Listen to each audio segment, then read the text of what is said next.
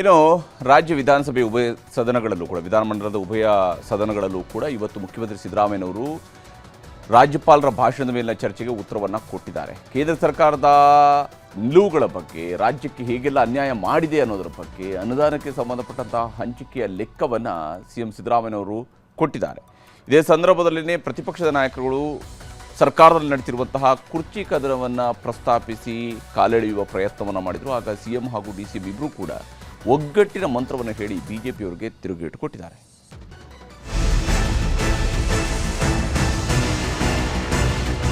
ವಿಧಾನಮಂಡಲ ಅಧಿವೇಶನದಲ್ಲಿ ರಾಜ್ಯಪಾಲರ ಭಾಷಣದ ಮೇಲೆ ವಂದನಾ ನಿರ್ಣಯ ಅಂಗೀಕಾರ ಆಗಿದೆ. ಆದರೆ ವಂದನಾ ನಿರ್ಣಯ ಅಂಗೀಕಾರಕ್ಕೂ ಮೊದಲು ಸಿಎಂ ಸಿದ್ದರಾಮಯ್ಯ ಗವರ್ನರ್ ಭಾಷಣ ಅರ್ಧಕ್ಕೆ ನಿಲ್ಲಿಸಿದ್ದನ್ನ ಸಿಎಂ ಪ್ರಶ್ನೆ ಮಾಡಿ ಬಿಜೆಪಿಯವರನ್ನ ತರಾಟೆಗೆ ತಗೊಂಡ್ರು. ವಿಕಸಿತ್ ಭಾರತ್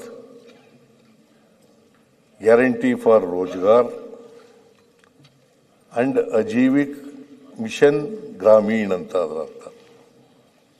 ರಾಮ್ ಅಂತ ಅನ್ನೋದು ಸುಮ್ಮನೆ ಸೇರಿಸಿದಾರೆ, ಹಂಗೆ ರಾಮ್ ಅಲ್ಲ, ದಶರಥ ರಾಮನೂ ಅಲ್ಲ, ಸೀತಾರಾಮನೂ ಅಲ್ಲ, ಕೌಸಲ್ಯ ರಾಮನೂ ಅಲ್ಲ, ರಾಮಾಯಣದ ರಾಮನೂ ಅಲ್ಲ,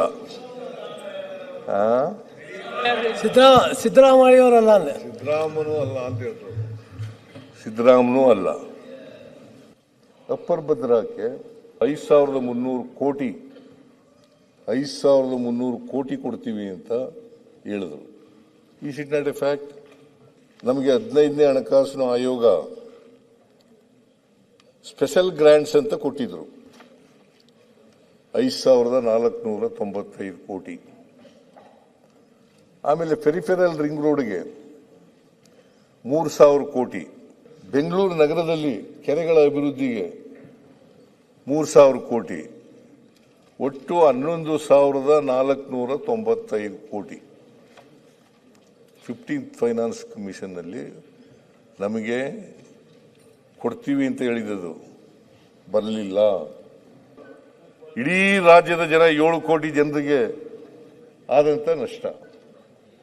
ಅದು ನೀವು ಜವಾಬ್ದಾರರು, ನಾವು ಜವಾಬ್ದಾರರು, ಇಬ್ರು ಜವಾಬ್ದಾರರಲ್ವಾ? ಪ್ರತಿಪಕ್ಷಗಳು ಏನೇ ಹೇಳಿದ್ರು ಎಲ್ಲರಿಗೂ ಸಿಎಂ ಕೂಲಾಗಿ ಉತ್ತರ ಕೊಟ್ರು. ಕೇಂದ್ರ ಸರ್ಕಾರ ಕಂಡ್ರೆ ನಿಮಗಾಗಲ್ಲ, ಡಿಕೆ ಶಿವಕುಮಾರ್ ಅವರನ್ನ ಕಂಡ್ರೆ ಅಷ್ಟೇನಾ ಅಂತ ತಮಾಷೆಯಾಗಿ ಕಾಲೆಳೆದ್ರು. ಆಗ ಸಿಎಂ ಮತ್ತು ಡಿಸಿಎಂ ಇಬ್ಬರು ನಗ್ನಗ್ತಾನೆ ಅಶೋಕ್ ಅವರ ಮಾತಿಗೆ ತಿರುಗೇಟು ಕೊಟ್ರು. ಚೀಫ್ ಮಿನಿಸ್ಟರ್ಗೂ ಡಿಕೆ ಶಿವಕುಮಾರ್ಗೂ ಜಗಳ ಇದೆ ಅಂತ ನೋಡಿ. ನಿನ್ಗೆ ಹೇಳಿರೋದು ಹಾಲು ಅಂತ ನಿನ್ಗೆ ಹೇಳಿ, ನನಗೆ ಸಕ್ಕರೆ ಅಂತ ಹೇಳಿ, ಅವರು ಹಾಲು ಹಲ್ಲ ಹಾಲಾಹಲ ಅಂತ ಹೇಳಿದ್ರು. ಟೈಮ್ ಉತ್ತರ ಕೊಡ್ತದೆ. ಒಂದು ಮಾತಲ್ಲಿ 100 ಅರ್ಥ ಕೊಡೋದೆ ಸನ್ಮಾನ್ಯ ಡಿ ಕೆ ಶಿವಕುಮಾರ್ ಅವರ ಟ್ಯಾಲೆಂಟ್. ಸನ್ಮಾನ್ಯ ಸಿದ್ದರಾಮಯ್ಯನವರು ಹೇಳಿರೋ ಮಾತುಗಳು ಏನು ಹೇಳಿದ್ರು ಅದಕ್ಕೆ ನಾನು ಹೇಳಿದ್ದೀನಿ ಅಷ್ಟೇ. ಈಗ ಡಿ ಕೆ ಶಿವಕುಮಾರ್ ಹೇಳೋತಾರೆ ಸಮಯನೇ ಉತ್ತರ ಕೊಡ್ತೈತೆ ಅಂತ ಹೇಳಿದ್ದಾರೆ. ಆ ಸಮಯ ಯಾವುದು ಅಂತ ಹೇಳ್ಬಿಟ್ರೆ ನಮ್ಗೂ ಸಂತೋಷ ಆಗ್ತದೆ. ಆ ಸಮಯ ಯಾವುದು ಅಂತ ಗೊತ್ತಾಗಬೇಕಲ್ಲ. ಬಟ್ ಈಗ ಪಕ್ಷದ ಅಧ್ಯಕ್ಷ ಆಗಿ ಒಂದು ತಿಂಗಳಿಗೆ 6 ತಿಂಗಳು ಆಗ್ತದೆ, ನಂತರ 6 ವರ್ಷ ಆಗ್ತದೆ. 6 years, ಮಾರ್ಚ್ 10th 6 ವರ್ಷ ಆಗ್ತದೆ. ನನ್ನ ಸ್ಟ್ರೆಂತ್ 139 ಜನ, including Siddaramaiah. Siddaramaiah is also with me 100%, no question. ಎಲ್ಲ ಕ್ರೈಸಿಸ್ ಅಲ್ಲೂ ಅವ್ರ ಜೊತೆ ನಿಂತಿದ್ದೀನಿ, ಮುಂದಕ್ಕೂ ನಿಂತ್ಕೋತೀನಿ. ಅವರು ನನ್ನ ಕ್ರೈಸಿಸ್ ಅಲ್ಲಿ ಎಲ್ಲಾ ತರದಲ್ಲೂ ನಿಂತ್ಕೊಳ್ತಾರೆ. ಹೀಗೆ ವಿಧಾನಸಭೆಯಲ್ಲಿ ರಾಜ್ಯಪಾಲರ ಭಾಷಣದ ಮಧ್ಯೆ ಸಾಕಷ್ಟು ಚರ್ಚೆಗಳು ನಡೆಯಿತು.